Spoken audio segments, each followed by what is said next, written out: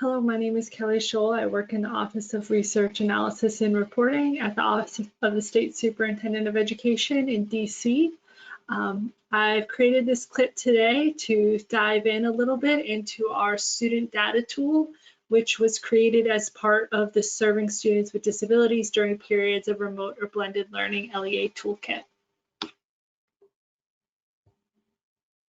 This clip is going to be about copying over the Google Worksheets and Forms. So I'm excited to show you how to do that. Okay, so the first thing that you're going to want to do is you're going to want to go to your Google, the Google Drive in which these documents were shared.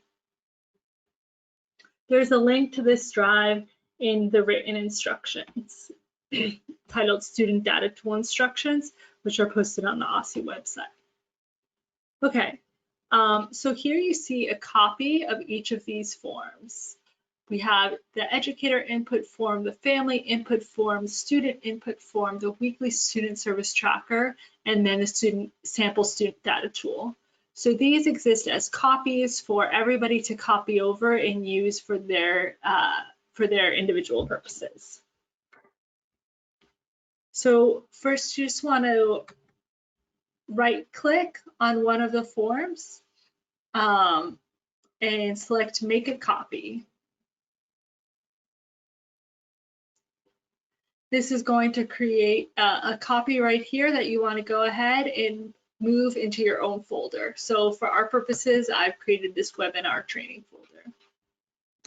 Once I move it out of this environment, folks will no longer have access to it. So again, I just want to repeat that for each one of these. Right-click, make a copy, move it on over to the folder where I want it to be. Another important thing to know is how to rename the files. So chances are you don't want your file to be named copy of the educator input form. So I'm going to go ahead, once more right-click, select rename, and for our purposes, I'm just going to name this webinar educator input form. I'll go ahead and do that with each of the forms until I have all of the forms and the student dashboard in there.